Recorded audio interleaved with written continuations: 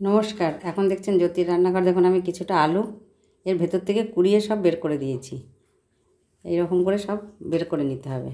এই যে এই ছুলনিটা দিয়ে এরকম করে ঘুরিয়ে ঘুরিয়ে আস্তে আস্তে সব এরকম ঘুরিয়ে ঘুরিয়ে বের করে নিতে হবে। সাবধানে করতে হবে যাতে যাতে আলুটা না ফেটে যায়। এরকম করে কুড়িয়ে নিয়ে ফিরে আসছি। দেখুন আমি সম্পূর্ণ বের করে নিয়েছি।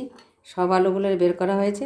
এই আলুগুলো আমি হাফ সেদ্ধ করব, ফুল সেদ্ধ করব না, হাফ সেদ্ধ করে ফিরে আসছি।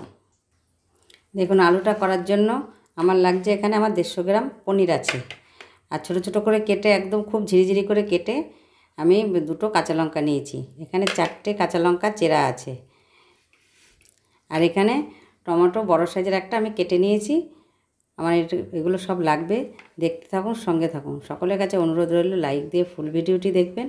আলুটা সেদ্ধ হতে হতে আমরা চলুন গ্যাসে ফিরে যাই। দেখুন গ্যাসে আমি কড়াই বসিয়ে দিয়েছি। চায়ের চামচের 1.5 চামচ মতন তেল দিয়েছি। দেখুন এতে আমি একটু ফোড়ন দেবো।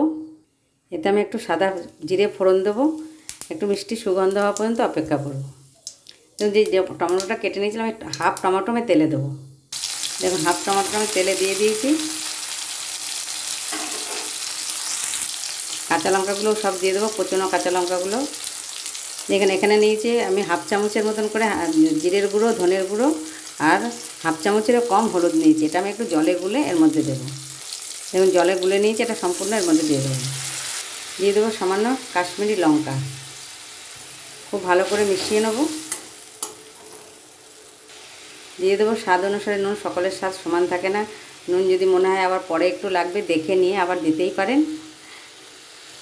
আরও উপকরণ বাকি আছে, দেখতে থাকুন।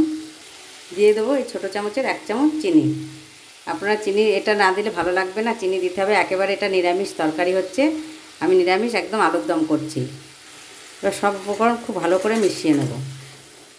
যতক্ষণ না কাঁচা গন্ধটা যাচ্ছে, তেল ছেড়ে দিচ্ছে, ততক্ষণ আমি কষাবো। তারপরে ফিরে আসছি। দেখুন আমার মশলাটা কষা গেছে। আমি পনিরগুলো চামচ দিয়ে সব ভেঙে ভেঙে নিয়েছি। এখন যদি একটু গোটা গোটা থাকে খুন্তি দিয়ে ভেঙে দেবো। খুব ভালো করে মিশিয়ে নেব। দেখুন আমার এটা হয়ে গেছে। এবার নামিয়ে নেব। দেখুন আলুগুলো আমি সেদ্ধ করে নিয়েছি। এখানে আমি একটা কড়াই বসিয়ে দিয়েছি। কড়াইতে আমি সর্ষের তেল দিয়েছি 3 চামচের মতন চায়ের। আমি আলুগুলো একটু ভেজে নেব, ভেজে তুলব। দেখুন আলুগুলো একে একে দিয়ে একটু ভেজে তুলব।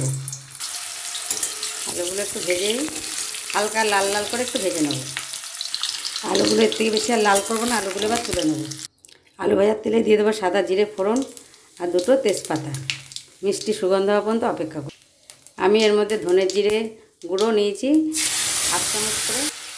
আমি এর মধ্যে টমেটোটার মধ্যে কাঁচা লঙ্কা চেরা আর টমেটো আর হাফ চামচ ধনের জিরে গুঁড়ো হাফ চামচ করে নিয়েছি। হলুদ নিয়েছি হাফ চামচ।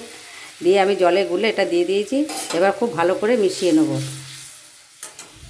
দিয়ে দেবো স্বাদ অনুসারে নুন। এবার খুব ভালো করে মিশিয়ে যতক্ষণ না কাঁচা গন্ধ যাচ্ছে, মশলার থেকে তেল ছাড়ছে, ততক্ষণ অপেক্ষা করব। ততক্ষণে আলুটা ঠান্ডা হোক। দেখুন আমার কাছে এই অল্প করে খোয়া ক্ষীর আমি এর মধ্যে সম্পূর্ণ দিয়ে দেবো স্বাদটা বাড়ার জন্য। এই নিরামিষ আলুর দম খোয়া ক্ষীরটা দিলাম, দ্বিগুণ স্বাদ বেড়ে যাবে। আমি খুব ভালো করে এখন কষাবো। আমার অল্প আলুর দম বলে আমি অল্প করে খোয়া ক্ষীর দিলাম। যদি বেশি করেন আপনারা তখন একটু বেশি দিতে হবে। সকলের কাছে অনুরোধ রইল সাবস্ক্রাইব করে বেল আইকনটি টিপে দেবেন। আমি যে রান্নাগুলো ছাড়বো সবার আগে আপনাদের কাছে নোটিফিকেশানটা পৌঁছে যাবে। দেখুন আলুটা ঠান্ডা হয়ে গেছে। আমি এবার আলুর মধ্যে এই পুরগুলো, যেটা এই পনিরের পুরটা করে রেখেছিলাম, সব আস্তে আস্তে আমি এরকম করে খুব সাবধান হয়ে দিতে হবে, যে কারণ আলু হাফ সেদ্ধ হয়ে গেছিলো। তারপর আবার ভেজেছি, সেটাও সেদ্ধ হয়েছে। এরকম করে হাতে টিপে টিপে সবগুলো ভরে ফিরে আসছি। দেখুন আমার সব ভরা হয়ে গেছে। আমার এইটুকু বেঁচেছে, সবগুলোর মধ্যে ভরা হয়ে গেছে। এইটুকু বেঁচেছে। আলুর দমে মশলাটা যে কষছি তার মধ্যে এটা আমি দিয়ে দেবো। দেখুন আমার মশলাটা কষা হয়ে গেছে। আমি দিয়ে দেবো এতে জল। আলুর দম করবো, খুব বেশি জল দেবো না। খুব ভালো করে মিশিয়ে নেব। ঝোলটা ফোটা পর্যন্ত অপেক্ষা করব। এই পর্যায়ে দিয়ে দেবো 4 চামচের 1 চামচ চিনি। যেহেতু একেবারে নিরামিষ রান্না করছি, সেই জন্য একেবারেই মিষ্টি না দিলে খেতে স্বাদ লাগবে না। আমি এবার একে একে আলুগুলো সব এর মধ্যে দিয়ে দেবো। দেখুন আমার আলুর দমটা হয়েই গেছে। আমি দিয়ে দেবো এখানে হাফ চামচ ঘিটা দিলে খুব ভালো লাগবে খেতে, গন্ধটা সুন্দর হবে। যেন আমি ঘি হাফ চামচ দিয়ে দিলাম। দিয়ে দেবো আমার ঘরে গুঁড়ো করা গরম মশলা। আমি এটা ঘরে গুঁড়ো করে থাকি, আপনারা এটা ঠাকুরের ভোগের জন্যও করতে পারেন। আমার মাকে দেখতাম ঠাকুরের ভোগের জন্য করতেন আমাদের। এবার নামিয়ে আপনাদের দেখাবো। দেখুন কত সুন্দর হয়েছে আমার এই পুর ভরা আলুর দমটা। যদি আপনাদের ভালো লেগে থাকে কমেন্ট বক্সে জানাবেন কেমন লাগলো। সকলে ভালো থাকবেন, সুস্থ থাকবেন। ধন্যবাদ।